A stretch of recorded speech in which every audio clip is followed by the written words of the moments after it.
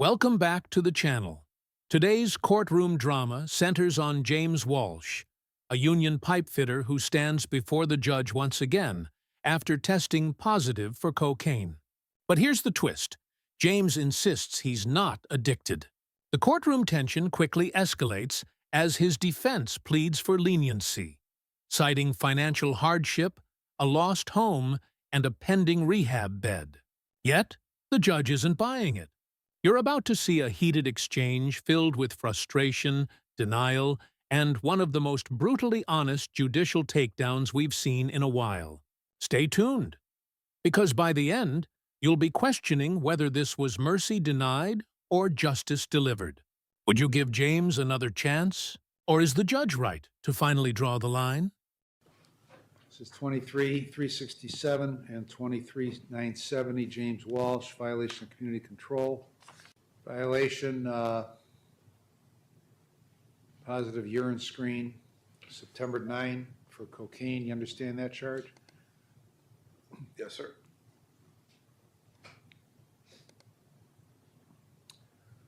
Second charge, positive urine screen for cocaine, September 16th. You understand that charge?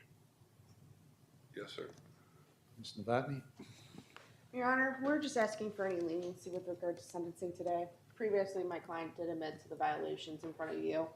We were working in our office with our social worker and our mayor, and ultimately were able to receive a letter from Landmark Recovery regarding a bed that would be available for our client. They pre-accepted him upon the court's granting of him to be released to Landmark Recovery.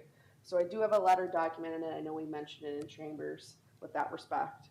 My client is a union pipe fitter. He's been a union pipe fitter since 2010. He also works on automobiles on the side for Bob's Auto. He's very concerned, Your Honor, if there is a prison term involved here, that he would lose his house. Well, he's not that concerned because he keeps doing cocaine. Your Honor, So- he's informed me today that he believes in 8 days that he will potentially lose his house since he has not been working. He will lose everything, and that's what his worry is Well, at whose this time. fault is that? I mean, Your Honor, how many times you gotta come here with the same stuff Your Honor, and then tell me your concern is your work in your house?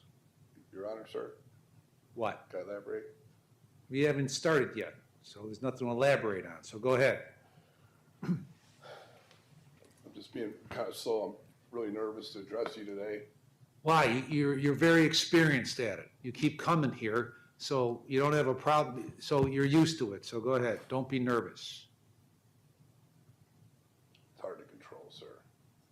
I am nervous.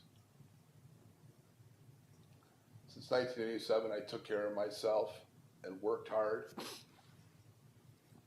And, you know, Mrs. Zavotny here has presented this to me. It's another month upon availability. I haven't worked in 5 weeks. There will be no place to go. Whose fault is that? When I stood up, sir, I took accountability for that. And No, you didn't. You don't take you don't, what do you mean you take accountability for? Well, how should I convey this to you? I'm not sure how to word it. I've been in jail almost. The words, "I deserve it," instantly shift the courtroom's energy. In legal and moral terms, deserving leniency requires proof of change, not just words. The defendant's claim of being hardworking is undermined by his repeated violations. Here, the judge's question. Why do you think you deserve it? Isn't rhetorical. It's meant to expose the contradiction between self-perception and accountability. This exchange highlights one of the hardest truths of rehabilitation.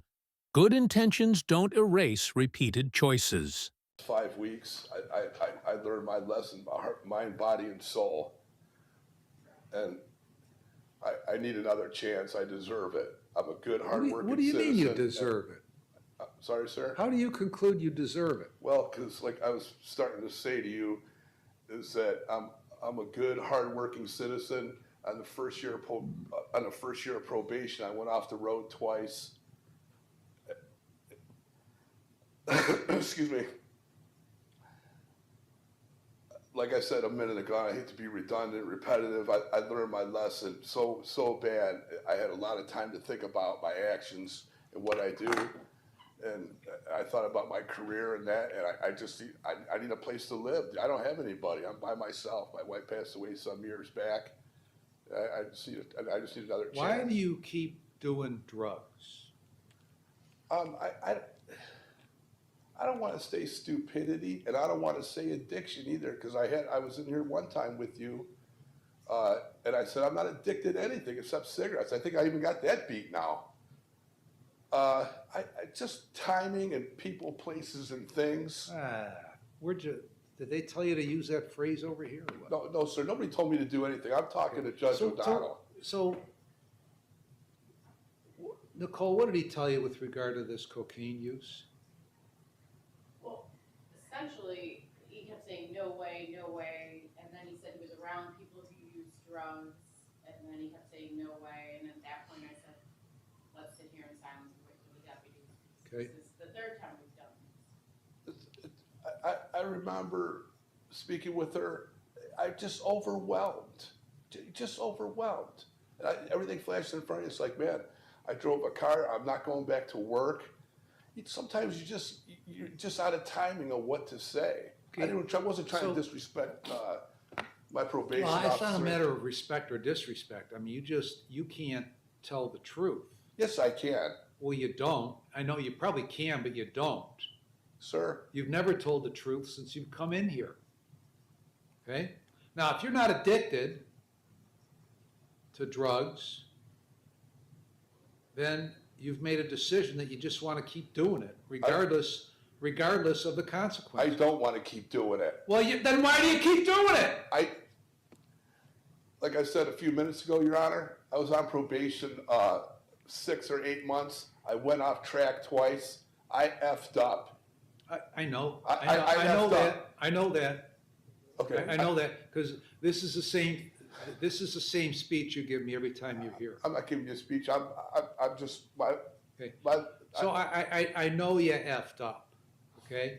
Otherwise you wouldn't be here. Right, and But that's not the topic of discussion. The topic of discussion is if you're not addicted to drugs, why do you keep doing drugs? Now, the honest answer is you are addicted to drugs. That's why you keep doing drugs. Because you're addicted to drugs, we give you treatment options that you blow off, okay? Because you don't want to do it. That's not true. Okay, tell me what's true. What's true is something. Listen, and I know I'm wrong. I'm wrong, sir. I'm begging. I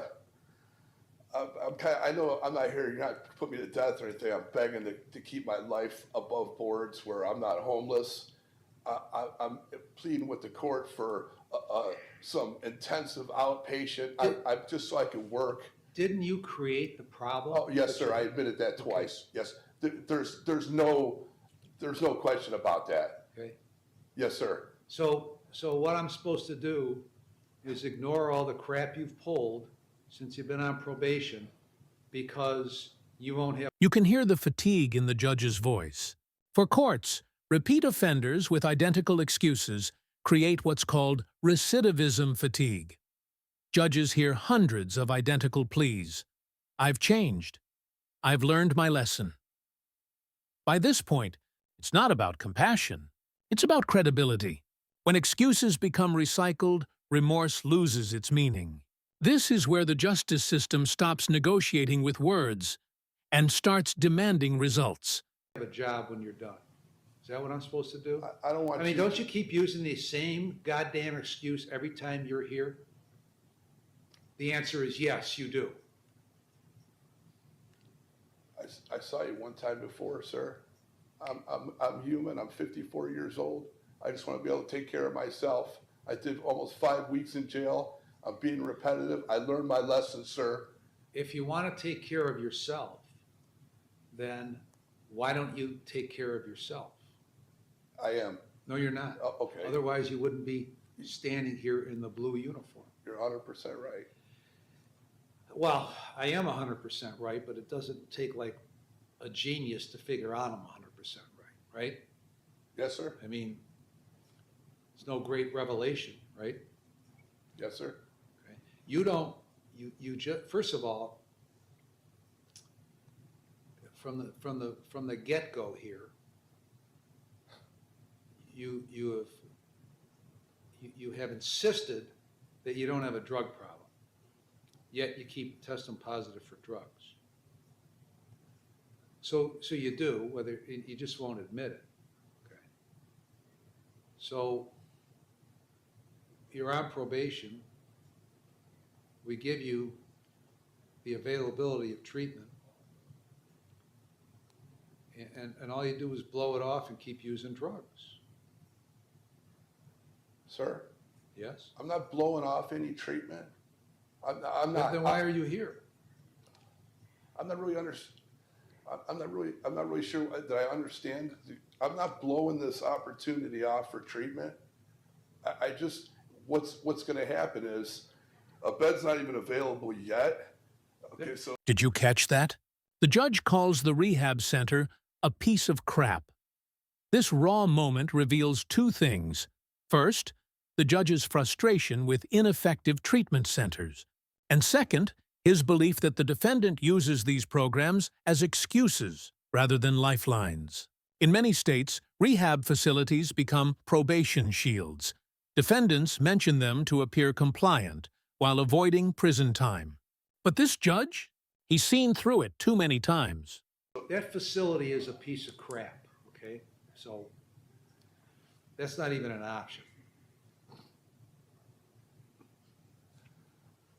Wow, okay, I didn't see that, I didn't expect that, you could say that, but, But in the end, it doesn't really matter whether it's a great facility or a lousy facility, okay? You're not interested in it, okay? I'm not. And you've proven to me you're not interested in it because you keep doing drugs, even though, as you say, you're not addicted to them. I'm not against any services, sir. I'm not at all. But I would just like to continue to work and keep my home. I have nobody to turn to for help except James. If you wanted to work and keep your home, then why do you keep doing drugs? You're 100% right. I know I'm 100% right. I know that. Okay, you don't have to point that out, okay? If you don't want to use drugs because you want to keep your job in your house, then you ought not to use drugs so you can keep your job in your house. It's simple, I learned my lesson, Your especially Honor. since you're not addicted, right? I learned my lesson, Your Honor. No, you haven't learned your lesson. If you learned your lesson, okay, this same discussion we had last time would have prevented you from coming here this time, had you learned your lesson. The bottom line is you really don't give a shit about any of this. You want to do what you want to do. That's not true. Okay? It is true. You've demonstrated it's true. It's objectively true.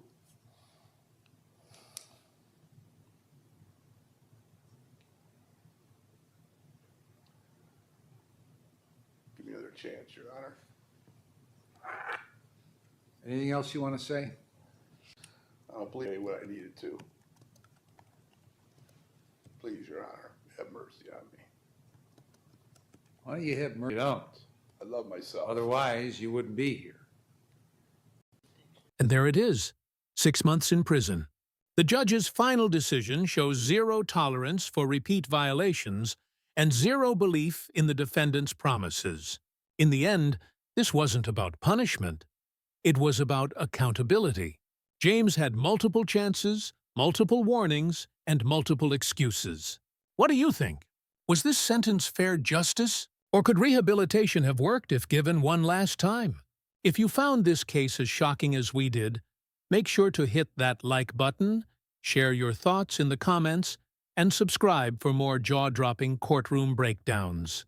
Until next time, stay curious, stay critical, and remember, in court, the truth always surfaces.